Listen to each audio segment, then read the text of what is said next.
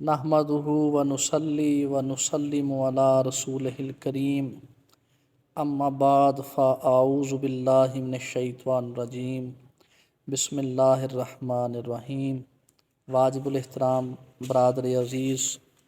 Professor Javed صاحب اور سامعین محترم، آج ہم ذکر جمیل کریں گے ائمہ اہل بیت میں سے چھٹے امام حضور سیدنا امام جعفر الصادق علیہ السلام کا، جو کہ حضرت امام محمد باقر علیہ السلام کے صاحبزادے تھے، اور جیسا کہ گزشتہ قسط میں عرض کیا جا چکا کہ امام محمد باقر علیہ السلام کی دنیا میں نسل مبارک حضرت امام جعفر الصادق علیہ السلام ہی کے ذریعے چلی اور آج بھی اللہ کے فضل اور رحمت سے موجود ہے۔ حضرت امام جعفر الصادق علیہ السلام کے حوالے سے حضور سیدی و سندی امام الاولیاء سید علی بن عثمان حجویری المعروف داتا گنج بخش رحمۃ اللہ تعالی علیہ کشف المحجوب میں یوں رقم طراز ہیں کہ آپ یوسف سنت، جمال طریقت، معبر معرفت اور مزین صفوت تھے، اور آپ کا اسم گرامی ابو محمد جعفر بن محمد الصادق بن علی بن حسین بن علی المرتضیٰ علیہ السلام ہے۔ آپ کا حال بہت ہی اعلیٰ اور مقام نہایت ہی بلند تھا۔ آپ علیہ السلام تمام ظاہری اور باطنی کمالات سے متصف اور ان کے جامع تھے۔ مشائخ عظام میں سے آپ کے اشارات یعنی باطنی نکات تمام مشائخ عظام نے بیان کیے اور ان سے اکتساب فیض کیا، اور تمام علوم میں نہایت ہی لطیف و جمیل اور حقائق و معرفت سے لبریز ہیں۔ طریقت میں آپ کی تصانیف معروف ہیں، اور آپ علیہ السلام کا یہ قول مبارک ہے، من عرف اللہ اعرض عما سواہ، یعنی جس نے حق تعالیٰ کو پہچان لیا اس نے غیر سے منہ موڑ لیا۔ حضور سیدی اس فرمان مبارک کی تشریح یوں بیان کرتے ہیں کہ عارف غیر کو اور ظاہری اسباب کو نہیں دیکھتا، اس کی معرفت غیر کی عین نفی ہے، کیونکہ غیر اللہ کی نفی عین معرفت الہی ہے، اور غیر کی معرفت اللہ تعالیٰ کی نفی ہے۔ بس عارف خلق کو دل سے نکال کر خالق کے ساتھ پیوست ہو جاتا ہے۔ اس کے دل میں غیر اللہ کی اس قدر وقعت اور اہمیت نہیں ہوتی کہ اسے اللہ سے باز رکھ سکے، اور نہ اتنی قدر و منزلت ہوتی ہے کہ اس کو اپنی طرف لبھا سکے۔ حضور سیدی کشف المحجوب میں حضور سیدنا امام جعفر الصادق علیہ السلام کا یہ قول بھی نقل فرماتے ہیں کہ عبادات توبہ کے بغیر کبھی بھی درست نہیں ہو سکتی، کیونکہ اللہ رب العزت نے التائبون العابدون میں توبہ کو عبادت پر مقدم رکھا ہے، اس لیے کہ توبہ مقامات طریقت کی ابتدا ہے اور عبادات ان کی انتہا ہے۔ اور حق تعالیٰ نے جہاں عاصیوں کا ذکر فرمایا ہے تو ان سے توبہ کو لازم قرار دیا ہے۔ چنانچہ قرآن مجید فرقان حمید میں ارشاد باری تعالیٰ ہے، توبو الی اللہ جمیعا ایھا المؤمنون، یعنی اے مسلمانوں اللہ کے حضور تم سب مل کر توبہ کرو۔ اور جب رسول اللہ صلی اللہ علیہ وآلہ وسلم کا ذکر فرمایا تو آپ علیہ السلام کو عبودیت کے ساتھ مخصوص فرمایا۔ مثلا ایک آیت مبارکہ میں ارشاد ہوا، فَأَوْحَى إِلَىٰ عَبْدِهِ مَا أَوْحَىٰ، یعنی اللہ نے اپنے بندے کی طرف وحی کی جو اس نے وحی کرنا چاہی۔ گویا آپ علیہ السلام کے اس قول مبارک کی روشنی میں یہ کہا جا سکتا ہے کہ راہ سلوک میں پہلا قدم توبہ ہے، اور جب بندہ طریقت میں راسخ ہوتا ہے تو پھر رسول اللہ صلی اللہ علیہ وآلہ وسلم کے اسوہ حسنہ کی پیروی کرتے ہوئے وہ عبادت الہی میں اس قدر مستغرق ہوتا ہے کہ اس کو اپنے وجود کی بھی خبر تک نہیں رہتی۔ جیسا کہ ایک بار ام المومنین سیدہ عائشہ صدیقہ سلام اللہ علیہا فرماتی ہیں کہ میں نے دیکھا کہ رسول اللہ صلی اللہ علیہ وآلہ وسلم اپنے بستر اقدس پر موجود نہیں ہیں، تو میں آدھی رات کے اس وقت حضور کی تلاش میں نکلی اور میں نے حضور کو جنت البقیع میں پایا۔ اب یہاں یہ سوال اٹھتا ہے کہ ام المومنین سلام اللہ علیہا کو کیسے پتہ چلا کہ حضور اس وقت جنت البقیع میں ہوں گے؟ تو اس کا جواب یہ ہے کہ راستوں نے، حضور کی خوشبو نے آپ کی رہنمائی کی، اور مدینہ المنورہ کی فضاؤں نے آپ کو رسول اللہ صلی اللہ علیہ وآلہ وسلم کے جنت البقیع میں متمکن اور جلوہ افروز ہونے کا پتہ دیا۔ تو آپ فرماتی ہیں کہ جب میں حضور کے پاس پہنچی تو دیکھا کہ رسالت مآب صلی اللہ علیہ وآلہ وسلم بارگاہ الہی میں سر بسجود ہیں اور اللہ رب العزت کے حضور مناجات کر رہے ہیں۔ تو میں نے حضور کو آواز دی۔ رسول اللہ صلی اللہ علیہ وآلہ وسلم نے مجھ سے پوچھا کہ تم کون ہو؟ تو میں نے عرض کی، اور بڑا حیران ہو کے یہ عرض کی کہ میں عائشہ ہوں۔ تو رسالت مآب صلی اللہ علیہ وآلہ وسلم نے سوال کیا، کون عائشہ؟ تو ام المومنین سلام اللہ علیہا ارشاد فرماتی ہیں، میں اور زیادہ حیران ہوئی اور ورطہ حیرت میں مبتلا ہوتے ہوئے میں نے عرض کی، یا رسول اللہ،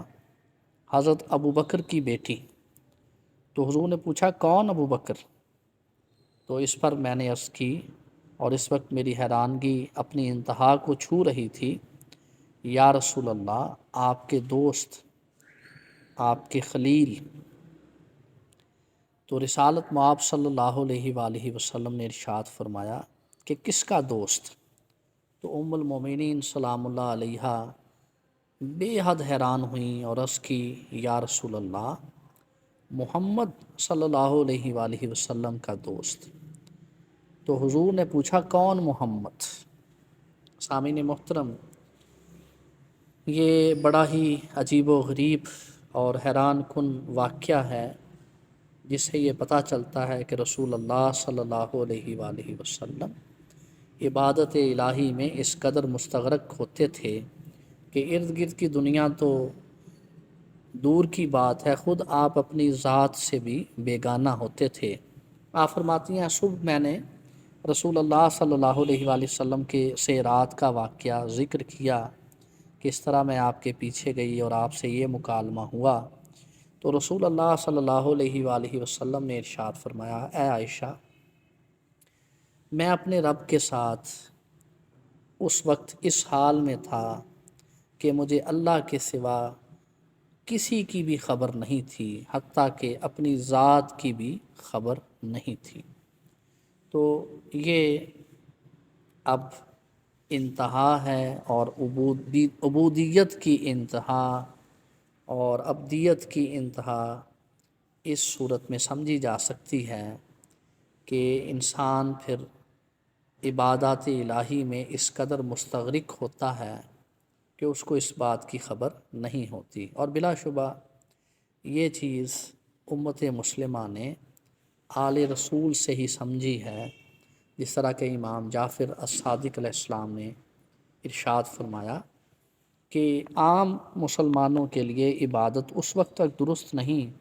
جب تک وہ توبہ نہ کر لیں، کیونکہ اللہ تعالیٰ نے عام مسلمانوں کے ظرف کو دیکھتے ہوئے توبہ کو عبادت سے پہلے مقدم رکھا، مگر جب رسول اللہ صلی اللہ علیہ وآلہ وسلم کی بات آئی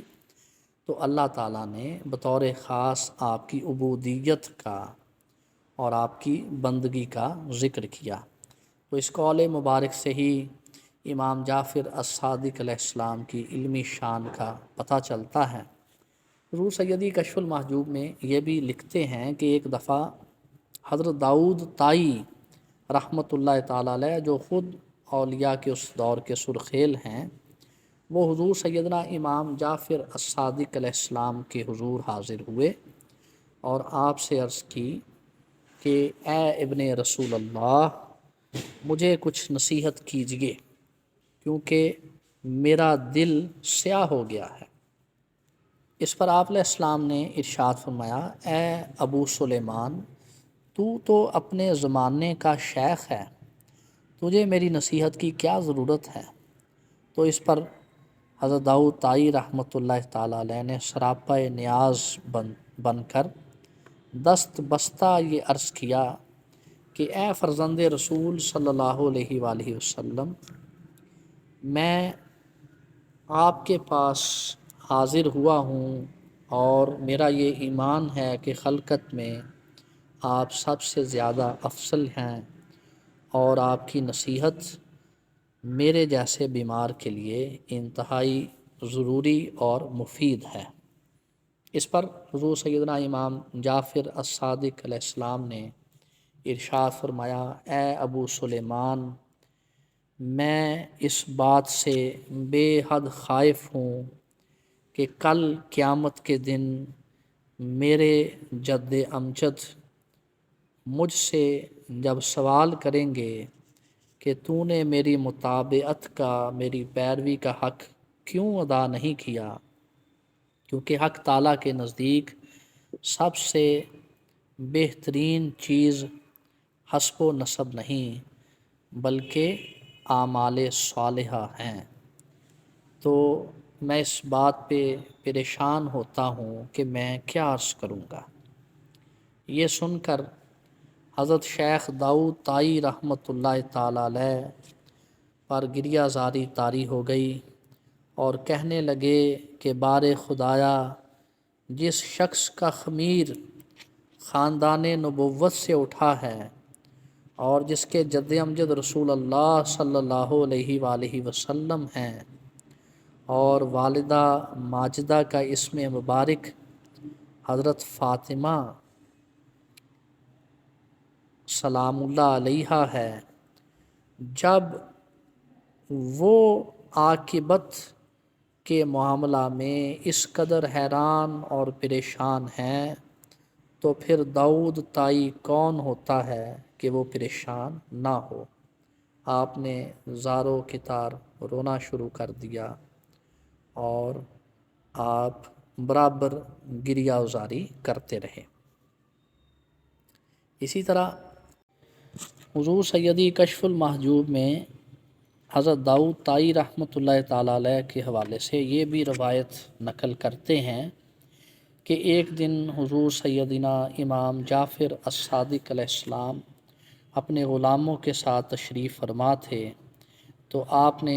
یہ ارشاد فرمایا کہ آؤ ہم ایک دوسرے سے عہد کریں کہ ہم میں سے جو بھی قیامت کے دن نجات پائے گا تو وہ دوسروں کی شفاعت کرے گا۔ انہوں نے عرض کیا کہ اے ابن رسول اللہ صلی اللہ علیہ وآلہ وسلم، آپ کو ہماری شفاعت کی کیا ضرورت ہے، کیونکہ آپ کے جد امجد تو ساری مخلوق خدا کے شافع ہیں۔ اس پر حضور سیدنا امام جعفر الصادق علیہ السلام نے ارشاد فرمایا کہ مجھے اسی بات سے حیا آتی ہے کہ اپنے اعمال کو جب دیکھتا ہوں تو یہ سوچتا ہوں کہ اپنے جد امجد کے سامنے کس طرح سے جاؤں گا جب وہ مجھ سے میرے اعمال کے متعلق سوال کریں گے، حالانکہ آپ کے اقوال مجھ تک پہنچے ہیں۔ قربان جائیے، اس واقعہ سے آپ کی عجز و انکساری اور خوف خدا کے غلبے کا ہمیں پتہ چلتا ہے۔ حضور سیدی اس موقع پر لکھتے ہیں کہ نفس کی نکتہ چینی اور اپنے نفس پر کڑی نظر رکھنا،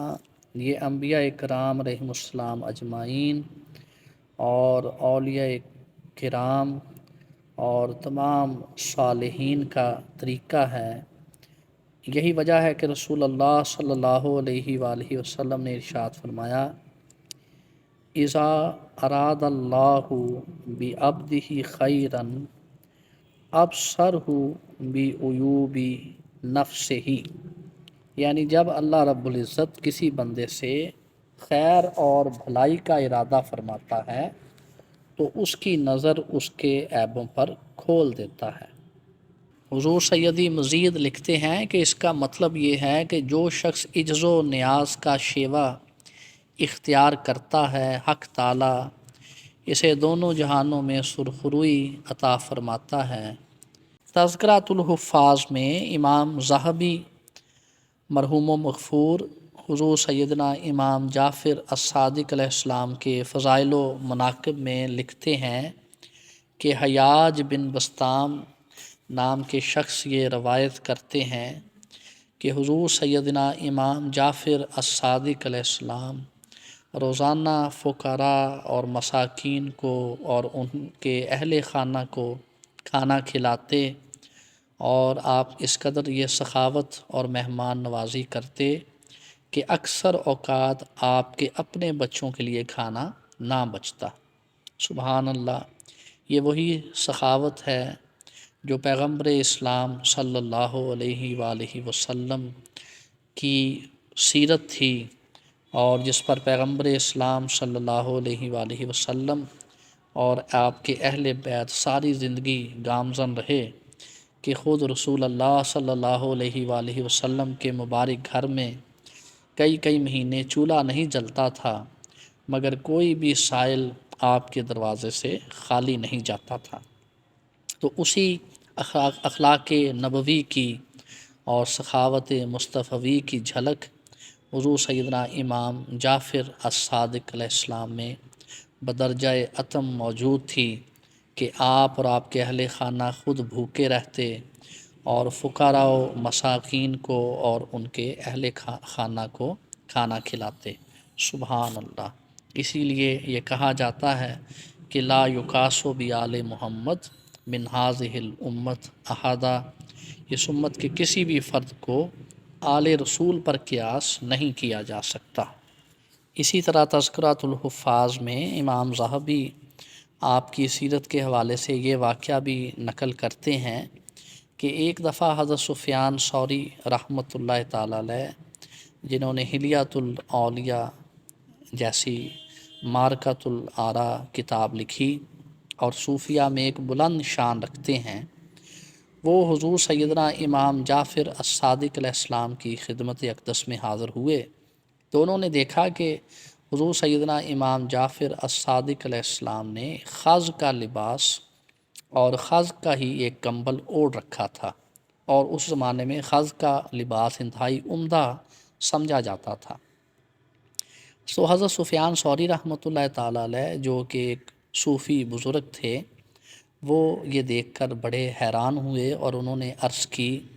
اے ابن رسول اللہ، آپ نے اتنا قیمتی لباس پہن رکھا ہے،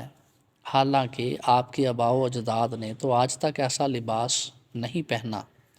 تو اس پر حضرت سفیان ثوری رحمۃ اللہ تعالیٰ علیہ کو حضرت امام جعفر الصادق علیہ السلام نے ارشاد فرمایا، اے سفیان ثوری، وہ تنگ دستی کا زمانہ تھا، اب فراخی اور دولت کا زمانہ ہے، اور اللہ تعالیٰ نے ہم پر دولت اور دنیا فراخ فرما دی ہے، تو ذرا اس لباس کو بھی دیکھو۔ یہ کہہ کر انہوں نے اپنے کوٹ کے بٹن کھولے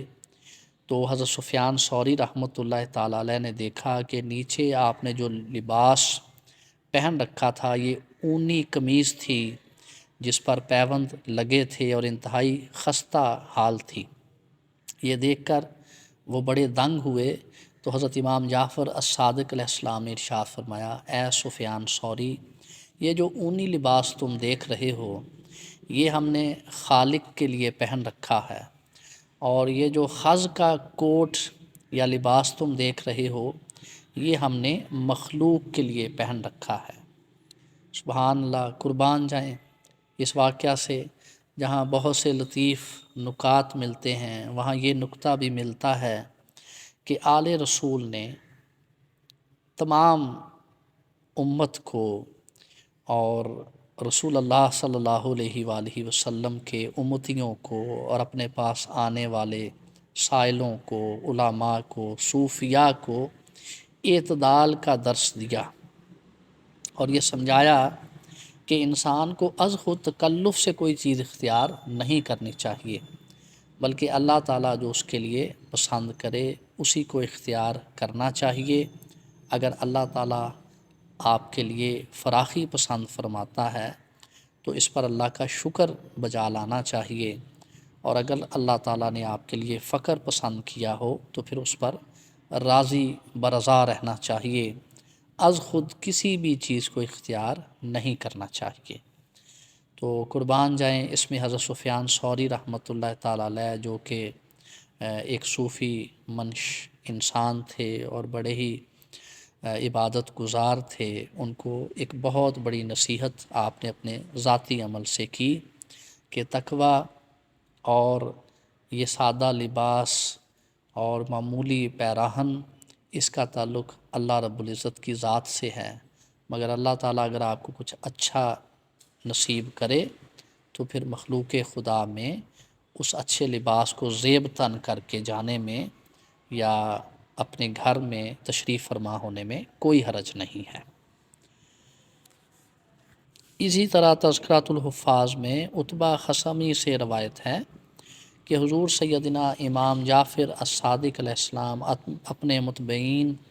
اور اپنے شاگردوں کو یہ نصیحت کیا کرتے تھے کہ دین میں جھگڑے سے بچو اور فضول کے بحث مباحثے سے بچو، کیونکہ اس سے دلوں میں نفاق پیدا ہوتا ہے۔ اللہ تعالی ہمیں ہمیشہ ایسے مباحثوں اور ایسے مناظروں سے بچائے جن سے دلوں میں نفاق پیدا ہو، اور آپ کے صدقے سے یہ دعا ہمارے حق میں قبول و منظور فرمائے۔ یہاں مجھے ایک بات یاد آ گئی، کیونکہ جتنے بھی اولیاء ہیں انہوں نے سینہ بسینہ علم آل رسول سے ہی حاصل کیا۔ تو ہمارے اس دور کا ایک بڑا مشہور مولوی تھا جو اب اس دنیا میں نہیں ہے، میں اس کا نام نہیں لوں گا، لیکن اس کو بڑا شوق تھا کہ لوگ اس کو مناظر اسلام کہیں اور لوگ اس طرح کے اس کے لیے القابات استعمال کریں، اور جھگڑے میں بڑا مشہور تھا سارے پاکستان میں، اور اس کے جو فالوورز تھے اس کو مناظر اسلام کہتے نہیں تھکتے تھے۔ تو میرے استاذ گرامی نے ایک دفعہ مجھے یہ بتایا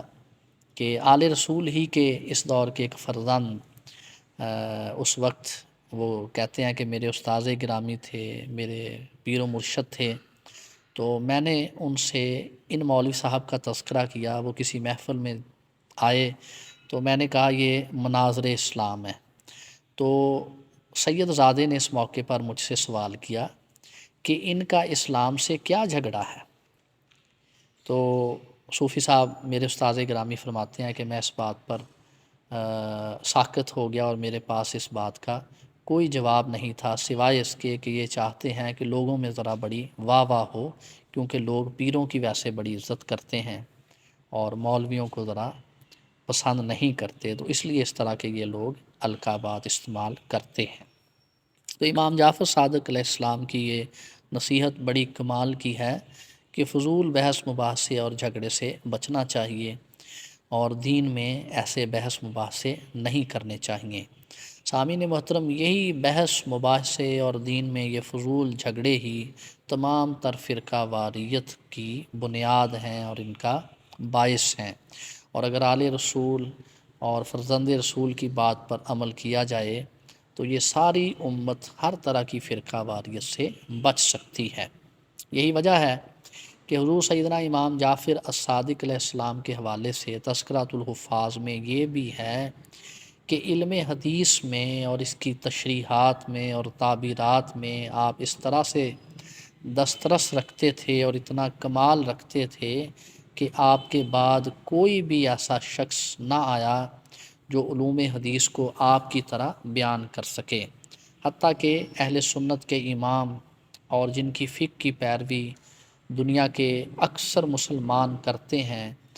ان کا یہ کہنا ہے کہ اگر میں نے 3 سال کے قریب کا عرصہ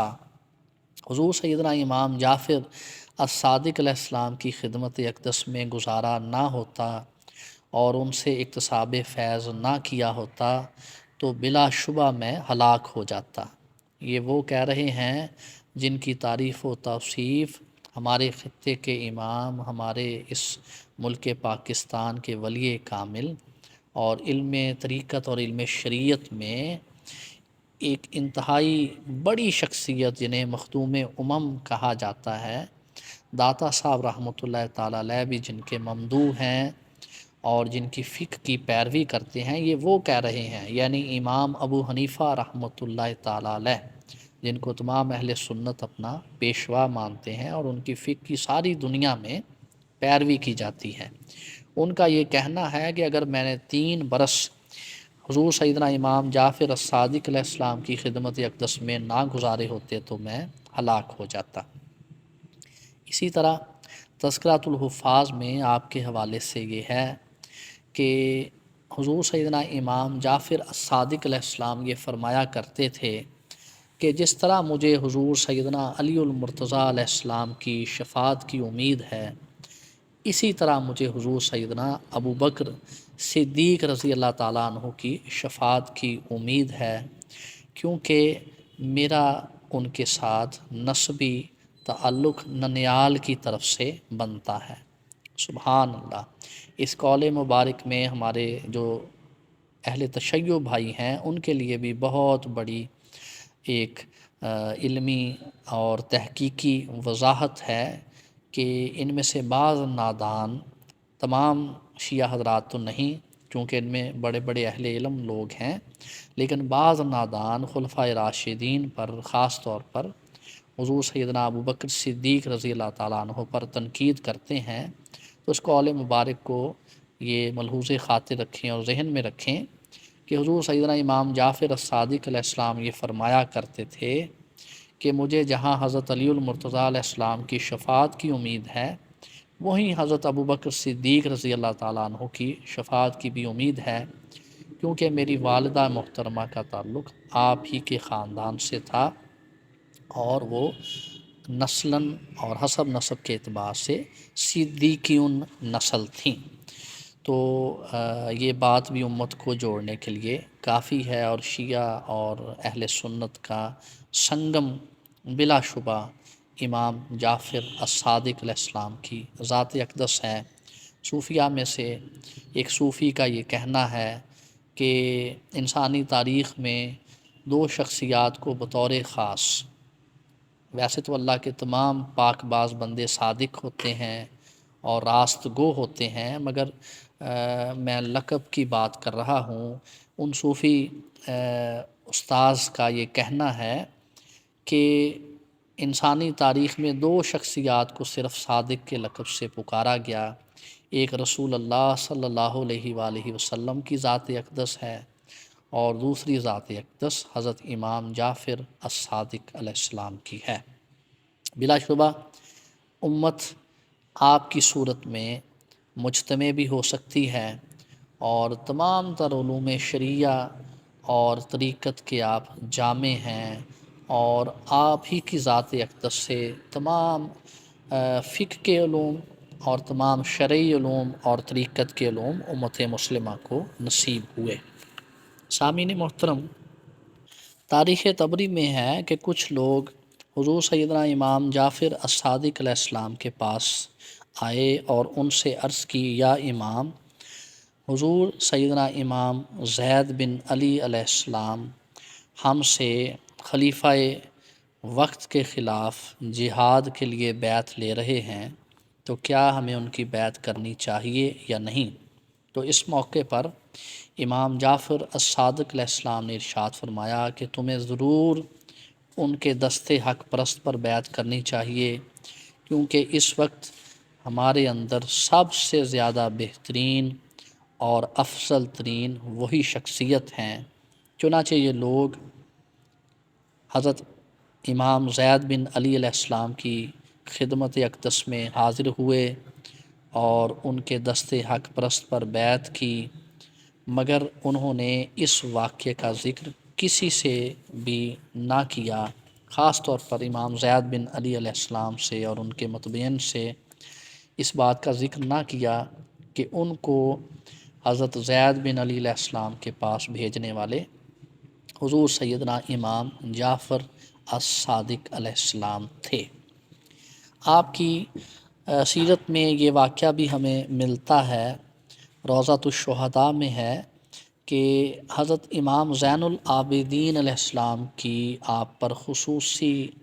نظر رحمت اور نظر شفقت تھی، اور آپ کی فراست اور نور ایمانی یہ ملاحظہ فرما رہے تھے کہ ہمارا یہ بیٹا انتہائی نامور ہوگا اور علوم شریعہ اور علوم طریقت میں ایک ممتاز مقام رکھے گا۔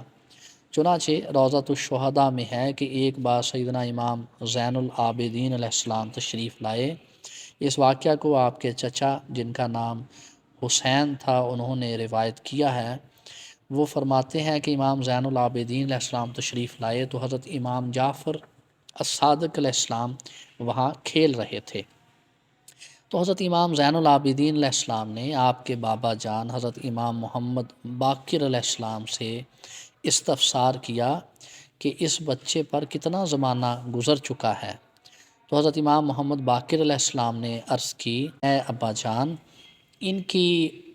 عمر اس وقت 7 برس ہوگی۔ اس پر امام محمد باقر علیہ السلام نے عرض کی، اے ابا جان، ان کی عمر اس وقت 7 برس ہو چکی ہے، تو حضرت امام زین العابدین علیہ السلام نے یہ ارشاد فرمایا کہ اے بیٹا، اپنے بیٹے کو نماز کی تاکید کرو اور اس کو نماز پڑھایا کرو۔ حضور سیدنا امام جعفر الصادق علیہ السلام کی کنیت ابو عبداللہ تھی، اور آپ کی والدہ ماجدہ کا نام حضرت ام فروہ بنت حضرت قاسم ابن محمد ابن ابی بکر صدیق رضی اللہ تعالی عنہ تھا۔ آپ والدہ محترمہ کی طرف سے، جیسا کہ پہلے بھی عرض کیا جا چکا، صدیقیون نسل تھے۔ حضور سیدنا امام جعفر الصادق علیہ السلام کی ولادت باسعادت 17 ربیع الاول بروز پیر 88 ہجری کو مدینہ المنورہ میں پیدا ہوئے، اور آپ کا وصال اقدس بھی بروز پیر 15 رجب المرجب 148 ہجری میں مدینہ المنورہ میں ہی ہوا۔ حضرت امام جعفر الصادق علیہ السلام کو اپنے بابا جان حضور سیدنا امام محمد باقر علیہ السلام کے پہلو میں جنت البقیع میں دفن کیا گیا۔ یہیں آپ کی قبر مبارک ہے، جہاں محبین اہل بیت نذرانہ عقیدت اور نذرانہ درود السلام پیش کرتے ہیں۔ حضرت امام جعفر الصادق علیہ السلام کے 7 صاحبزادے تھے، جن کے اسماء گرامی کچھ یوں ہیں: حضرت اسماعیل علیہ السلام، حضرت عبداللہ علیہ السلام، حضرت امام موسیٰ کاظم علیہ السلام، حضرت محمد علیہ السلام، حضرت عباس علیہ السلام، حضرت علی علیہ السلام اور حضرت اسحاق علیہ السلام۔ امام عالی مقام حضور سیدنا امام جعفر الصادق علیہ السلام کی نسل مبارک 5 بیٹوں سے چلی، جن کے اسماء گرامی یوں ہیں: حضرت امام موسیٰ کاظم علیہ السلام، حضرت اسماعیل علیہ السلام، حضرت علی علیہ السلام، حضرت محمد علیہ السلام اور حضرت اسحاق علیہ السلام۔ حضور سیدنا امام جعفر الصادق علیہ السلام کے بارے میں یہ کہا جاتا ہے کہ آپ رسول اللہ صلی اللہ علیہ وآلہ وسلم کی صورت اقدس سے بے حد مشابہت رکھتے تھے، گویا آپ شبیہ رسول تھے، اور ایسا کیوں نہ ہوتا کہ آپ رسول اللہ صلی اللہ علیہ وآلہ وسلم کے فرزندان میں سے ایک فرزند تھے، اور رسول اللہ صلی اللہ علیہ وآلہ وسلم کی شریعت اور طریقت کے جامع تھے، اور آپ کے ذریعے سے یہ شریعت اور طریقت کا علم امت مسلمہ کو نصیب ہوا۔ علم حدیث کے بیان کرنے میں اور فقہی معاملات کی چھان بین اور تحقیق میں کوئی آپ کا ثانی نہیں تھا، یہاں تک کہ امام ابو حنیفہ رحمۃ اللہ تعالیٰ علیہ بھی آپ کی عظیم الشان شخصیت سے بے حد متاثر تھے، اور یہ کہا کرتے تھے کہ اگر 3 سال آپ کی خدمت اقدس میں نہ گزارتے تو ہلاک ہو جاتے۔ اللہ رب العزت حضور سیدنا امام جعفر الصادق علیہ السلام کو ان کے جد امجد رسول اللہ صلی اللہ علیہ وآلہ وسلم سے ملائے، اور آپ کی خاطر ہمارے بزرگوں کی اور اہل خانہ کی مغفرت فرمائے۔ والسلام۔